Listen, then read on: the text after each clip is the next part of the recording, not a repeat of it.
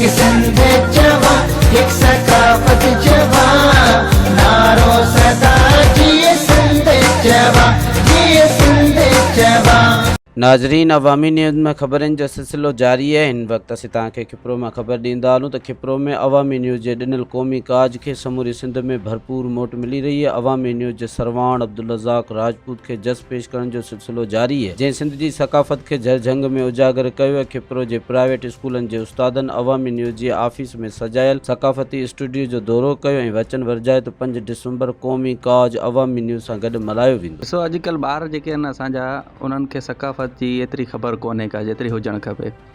हींअर तव्हां जेको सुठो मैसेज ॾियो पिया, 12 रबियुल अवल ते तव्हां जेको प्रोग्राम रखियो शान मुस्तफ़ा, उन्हनि मां बि ॿारनि खे काफ़ी जेको ॼाण मिली। हींअर जेको तव्हां हीउ कमु कयो पिया, इहो ईअं सम्झो ॿारनि लाइ हिकिड़ी ॼाण आहे, सुजागी आहे ॿारनि लाइ, त असांजी सकाफ़त अञा ज़िंदा आहे। ठीकु आहे, इहे सभु शयूं असांखे करणु खपनि। इहो हर कंहिंजो कमु आहे। इहो तव्हां जेको हींअर स्लोगन रखियो आहे, सिंध तो में साह असांजो, तइलीम सां आहे चाह असांजो, त इहो जेको असांजो नौजवान नसुल आहे, उन्हनि लाइ हिकिड़ो पैगाम आहे त असांखे तइलीम सां चाह रखणु खपे।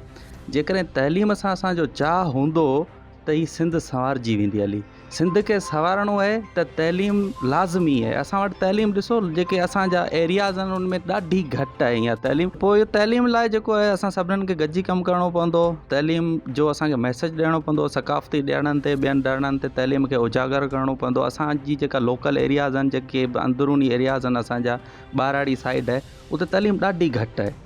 असांजा जेके बि हितां पढ़ियल लिखियल नौजवान या जेके ऑफिसर थी था वञनि, उहे बि ॿाहिरियुनि जेके शहरनि खे वधीक तरजीह ॾियनि था। पंहिंजनि जेके हेठि अंदरूनी जेके आहिनि शयूं, जेके असांजा शहर आहिनि, उन्हनि खे एतिरो तरजीह नथा ॾियनि। हालांकि उन्हनि जो फ़र्ज़ु आहे त उहो हिते अची कमु कनि।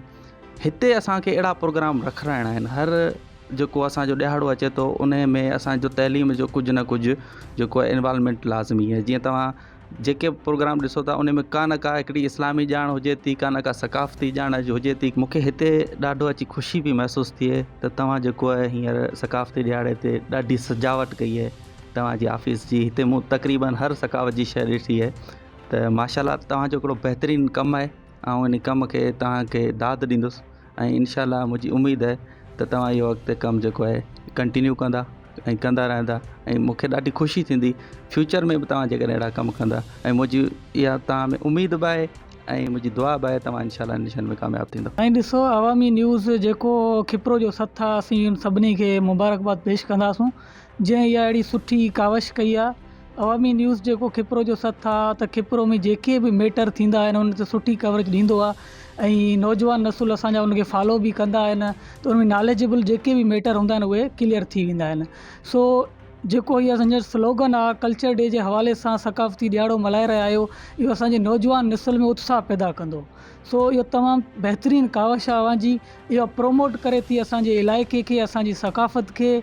ऐं असां हिकिड़ो हिते जा टीचर आहियूं, लोकल खिप्रो शहर जा असां टीचर आहियूं, त असां इहो मैसेज ॾींदासीं माण्हुनि खे, सिर्फ़ु असां टीचरनि जो इहो फ़र्ज़ु कोन्हे त असां जेको एजुकेशन जे बारे में हलूं। असांजो कमु आहे जेके बि पढ़ियल लिखियल नौजवान आहिनि, जेके पढ़ियल लिखियल माण्हू असांजे शहर जा आहिनि, ॿाराड़ियुनि ताईं इहे प्रोमोट कनि ॻाल्हियुनि खे त तालीम केतिरी ज़रूरी आहे। अॼुकल्ह प्रिंट मीडिया जो दौरु आहे, हर ॻाल्हि जेका आहे सोशल मीडिया ते सरेआम ज़ाहिर थी वञे थी।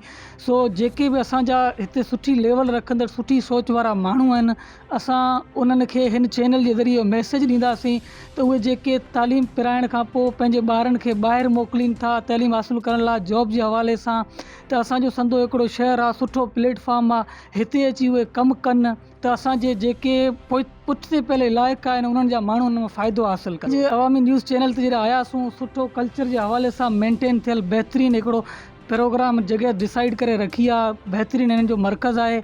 असांखे तमामु घणी ख़ुशी थी। मज़ीद खबरों और तफसीलात के लिए विजिट करें हमारी वेबसाइट www.awamiNewsHD.com।